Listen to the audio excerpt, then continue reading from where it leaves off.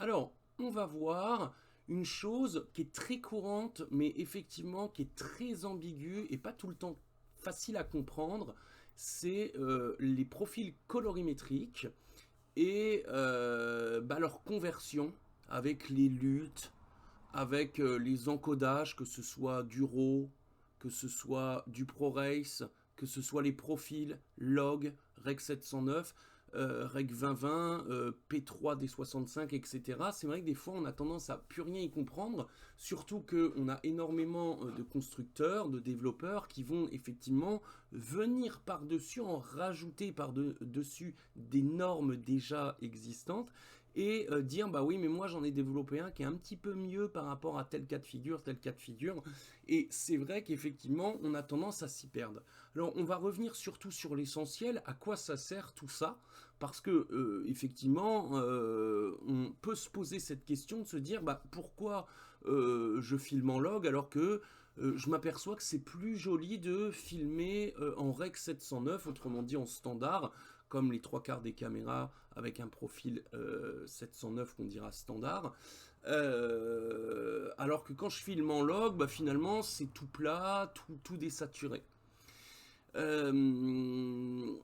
fait, on va voir que finalement, c'est beaucoup mieux de filmer en log, et qui plus est, filmer en log avec du RAW. Et on va maintenant essayer, par rapport au cas de figure qu'on a ici, de comprendre comment ça marche, et on va voir les différences entre les uns et les autres, mais surtout, on va voir que pour deux mêmes plans de Rec 709 dans les mêmes conditions, un filmé en standard et un en log converti en Rec 709, que c'est complètement différent. Et c'est tout ça qu'on va voir et qu'on va essayer de comprendre. Alors, ici, on voit que j'ai effectivement mon premier plan, c'est du RAW. Donc, les métadonnées de mon plan, alors ici c'est du RAW, Cinema DNG, je suis en Blackmagic avec 12 bits en profondeur de couleur, donc 68 milliards de couleurs. Pas de compression pour ainsi dire avec ce RAW. Donc là on est sur de la très bonne qualité.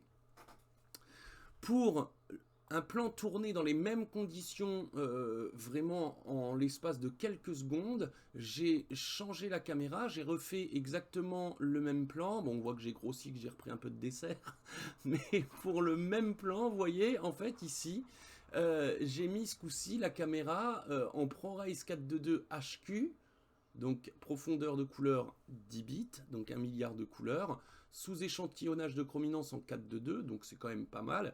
C'est toujours mieux qu'effectivement du H265 Main 10.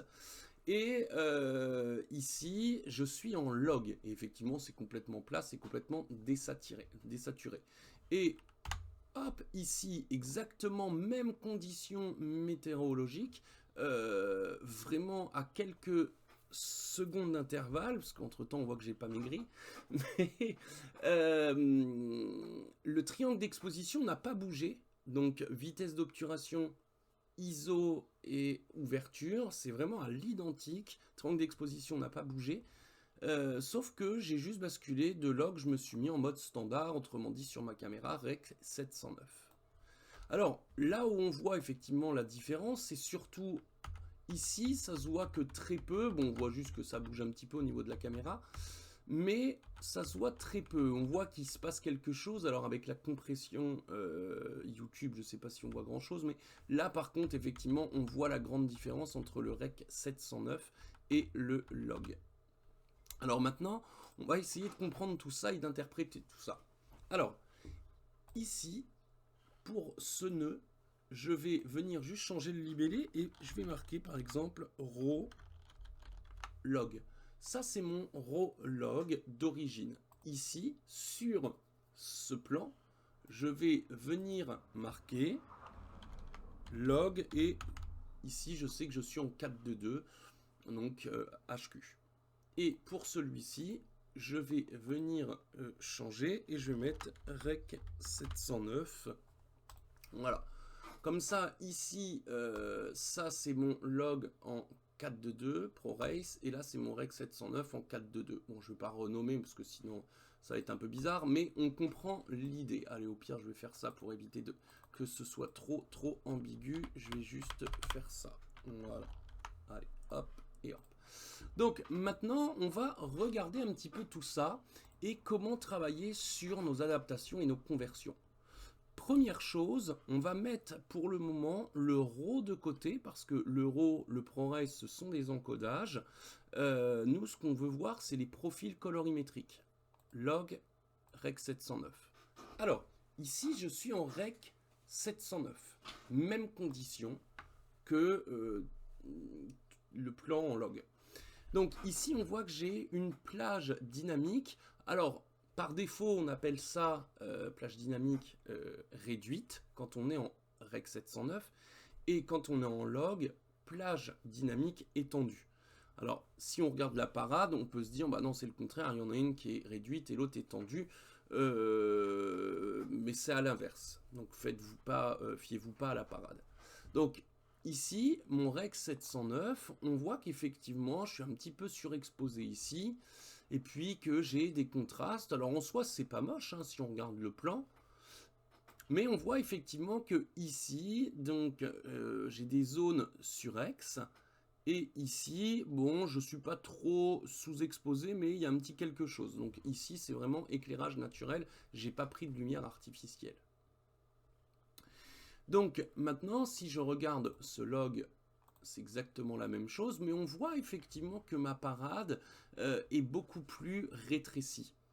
Et la différence entre les deux déjà, c'est que le log va venir enregistrer énormément d'informations liées à la luminosité, la colorimétrie, mais finalement on se dit c'est pas perceptible à l'œil. Alors oui, c'est pas perceptible à l'œil, ça nous fait une image complètement plate, mais on va voir, quand je dis pas perceptible à l'œil, c'est une façon de parler bien entendu, mais on va voir en fait qu'on va pouvoir lui dire révèle le tout, et que c'est bien meilleur de passer par du log Rec 709 que du Rec 709 déjà en tournage. Donc ici, maintenant, l'idée c'est de faire ça. Ici, je suis en Rec 709. Je vais le laisser tel quel. Par contre, mon log, je vais lui dire, donc je vais mettre un nœud. Et ici, je vais faire quoi? Je vais mettre en fait log vers Rec 709. D'accord? Donc ici, je vais demander de faire une conversion. Ce qui veut dire que ici, dans mes effets, j'ai ici la possibilité de venir dans Resolve FX Couleur mettre conversion d'espace colorimétrique. Alors ici, je vais le glisser à l'intérieur de ce nœud. Et ici, maintenant, j'ai le petit FX. Et qu'est-ce que je vais devoir faire? Je vais devoir lui dire, dans mon espace colorimétrique source, je vais venir utiliser la caméra que j'ai effectivement pour avoir filmé le plan. Donc moi, c'était une Blackmagic Design, donc génération 1. Et on voit déjà qu'il se passe quelque chose. On voit effectivement que, si je regarde, vous voyez, déjà, on voit que ça rééquilibre ma parade et visuellement, on peut voir effectivement que j'ai beaucoup plus de couleurs, c'est beaucoup moins terne. Ici, gamma source, pareil, je vais utiliser les gammas qu'il y avait dans ma caméra. Et on voit effectivement que là, ça change la donne. Maintenant, je vais dire, je veux que mon espace colorimétrique de destination devienne effectivement du Rec 709. Et je veux que le gamma de destination soit le standard, on va dire, du Rec 709, qui est le fameux gamma 2.4. C'est très standard. Donc maintenant, ici, on va voir les différences entre filmer en log et venir le convertir en 709 plutôt que d'avoir tout de suite tourné en Rec 709. Regardez la différence, un peu comment c'est impressionnant. Et si on regarde notre parade, vous voyez un petit peu, c'est hallucinant. À chaque fois, ça me fait halluciner parce que c'est là que je me dis, Ah, et bah, il n'y a pas photo, effectivement. Ici, ça, c'est Rec 709 quand j'ai filmé en standard avec ma caméra. Et là, c'est le Rec 709 quand je suis venu en faire sa conversion d'espace colorimétrique. Donc on voit qu'effectivement, je vais pouvoir par la suite travailler ça convenablement par rapport à effectivement mon plan suivant. Donc c'est vraiment impressionnant la différence. Ça vous permet effectivement de vous dire que déjà, il y a une vraie utilité à faire ça. Alors après, ça va dépendre de plein de paramètres. Vous savez, des fois, on est en mode reportage, lumière naturelle, et selon les conditions, on se dit, bon, je vais filmer en standard, et puis ça ira bien, ça ira plus vite, j'ai pas forcément de temps pour la post-prod.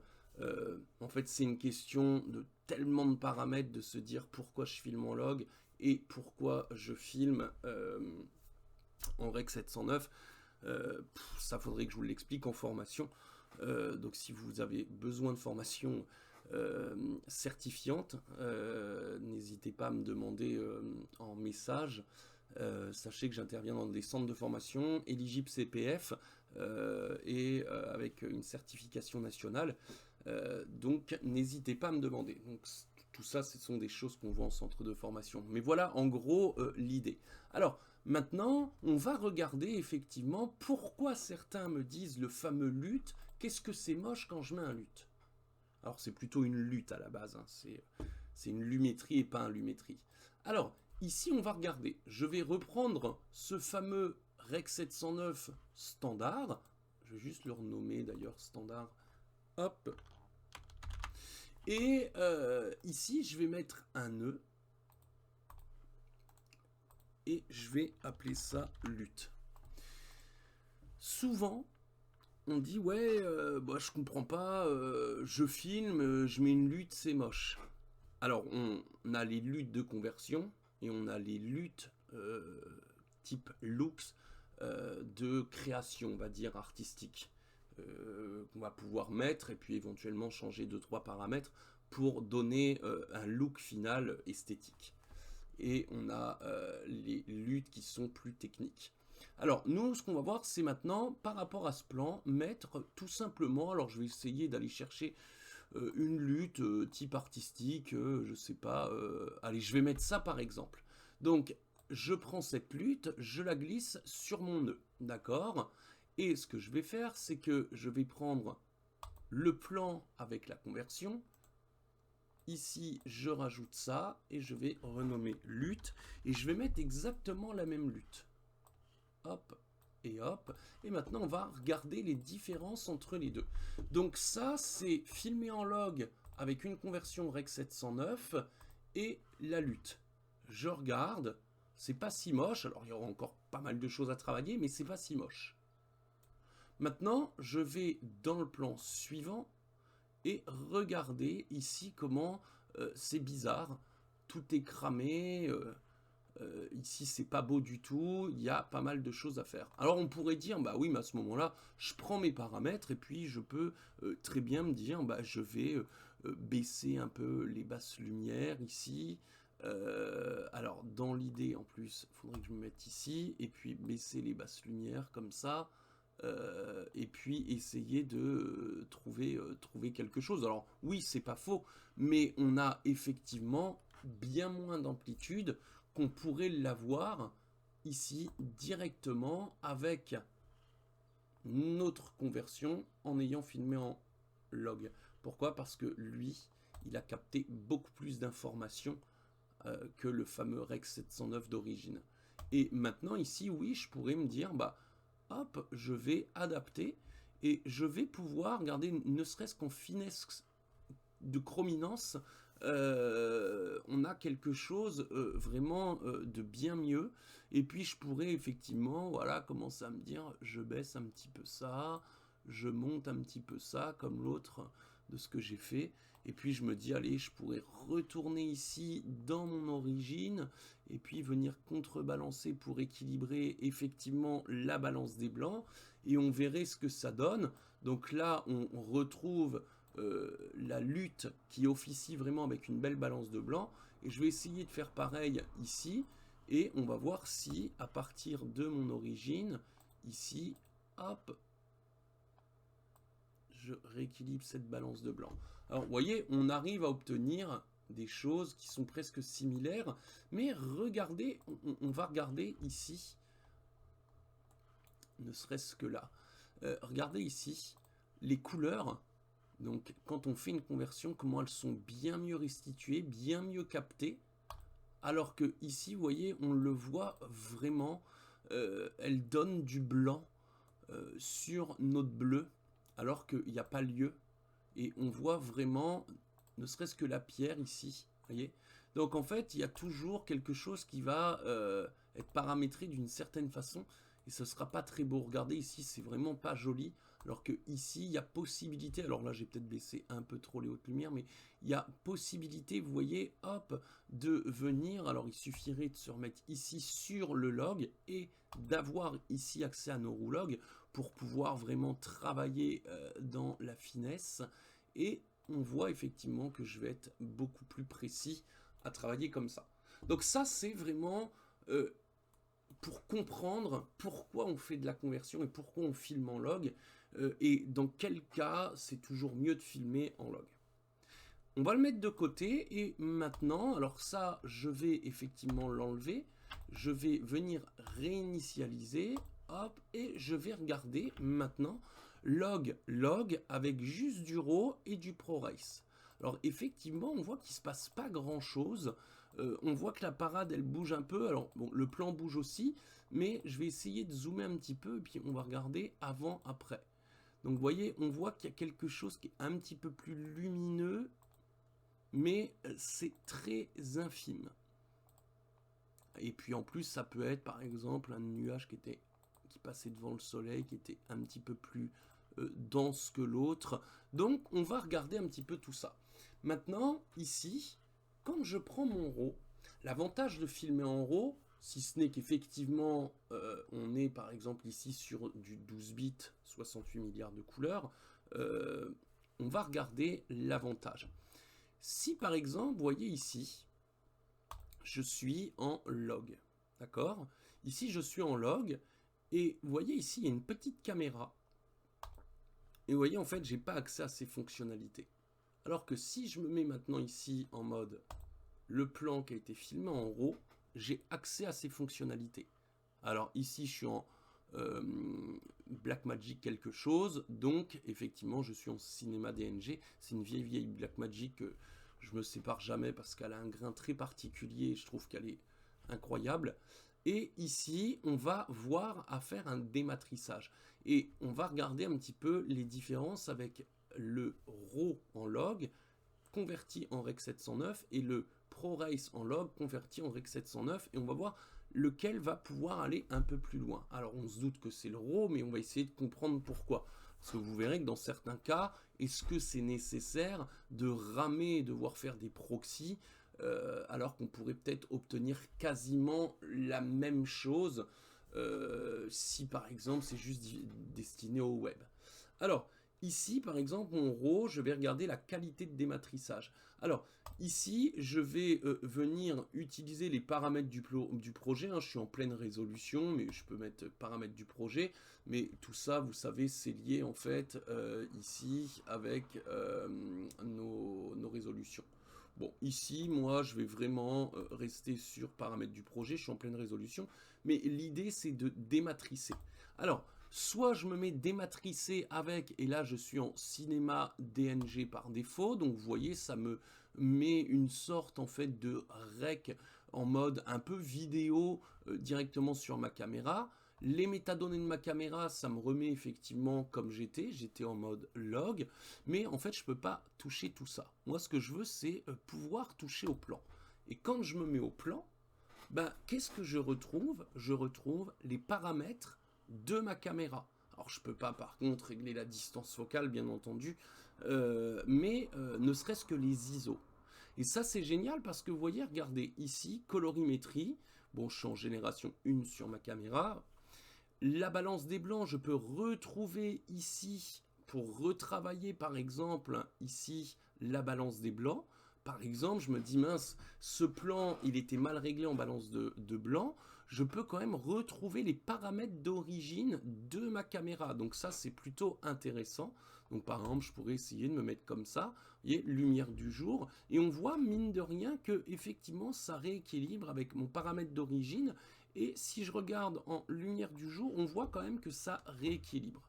Donc c'est plutôt cool. Bien entendu, je peux toujours recompenser avec ici mes roues, ou alors on va voir ici. Après, espace colorimétrique, bah, vous voyez, je peux me mettre si je veux en Rec 709. Bon, là en P3, D60, mais c'est pas le cas, mais je vais me remettre en mode Blackmagic parce que c'était vraiment l'espace colorimétrique Blackmagic de ma caméra. Et ici, bah, je reste en Blackmagic Design Film. Je pourrais remonter si je veux, si me dire, bah, finalement, les ISO, ils étaient peut-être un peu trop bas, je peux remonter mes ISO. Donc ça, c'est intéressant. Alors, il faut faire attention parce que pas trop que ça rebruite. Alors, c'est quand même un peu moins violent que ce qu'on pourrait avoir sur le tournage, mais faut pas non plus y aller de trop. Donc, je pourrais changer les ISO. Je pourrais, si j'ai envie, effectivement, rester sur mon réglage d'origine et puis venir contrebalancer un petit peu tout ça. Voilà. Donc, si je regarde ici, je vais contrebalancer. Allez, je suis à peu près à... Ouais, aux alentours de 5000 à peu près, alors que si je me mets en lumière du jour, vous voyez, il se met à 5500.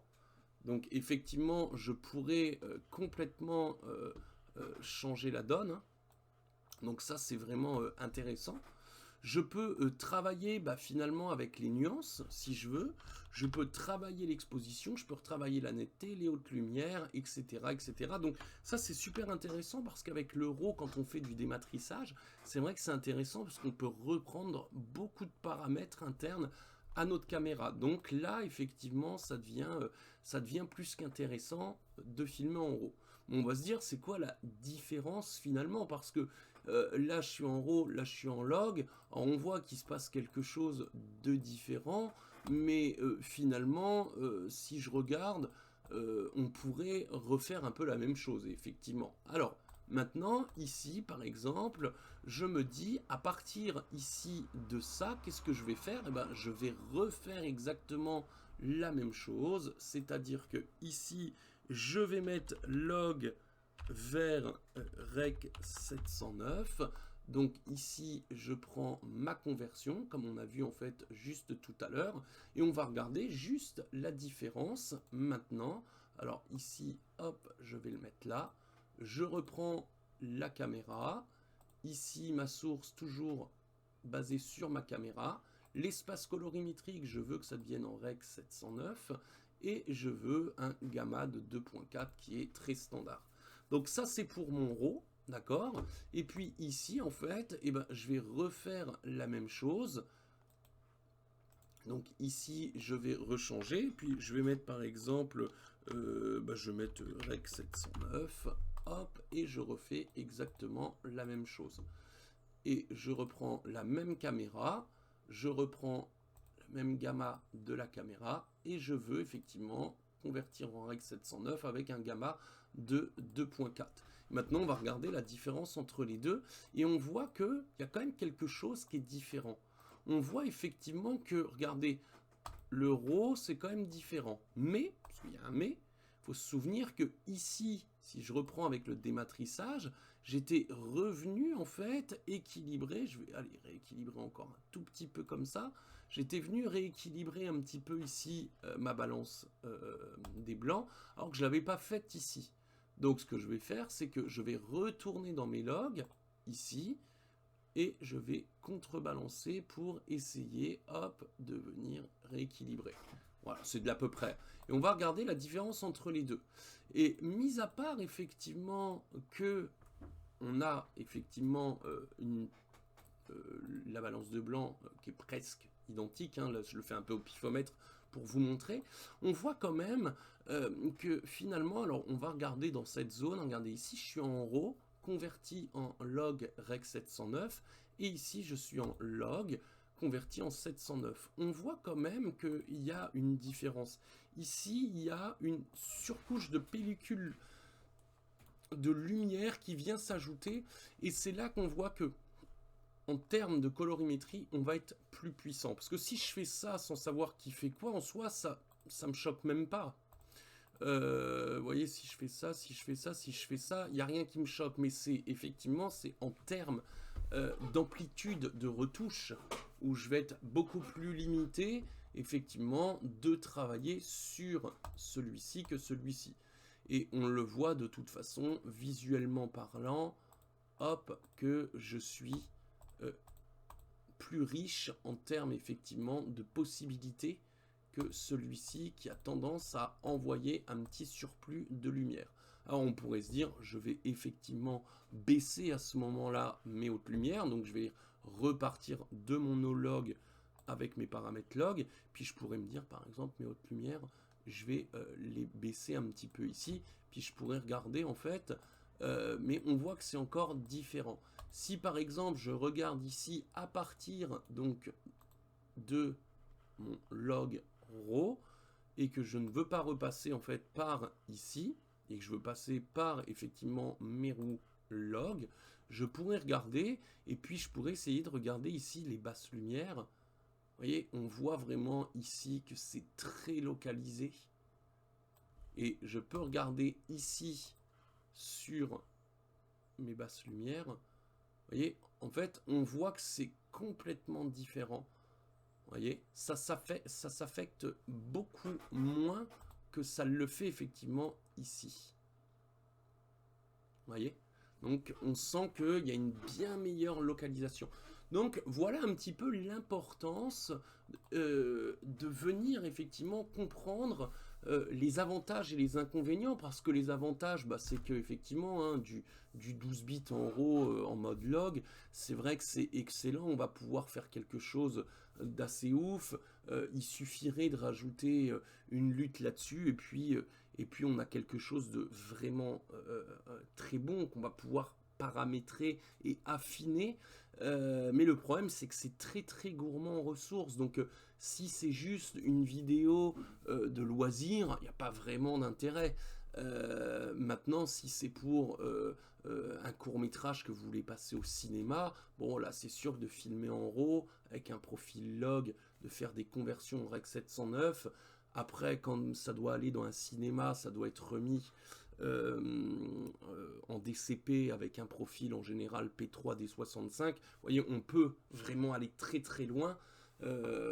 Chose qu'on ne pourrait pas forcément faire avec du H264 et qui plus est filmé en Rec 709.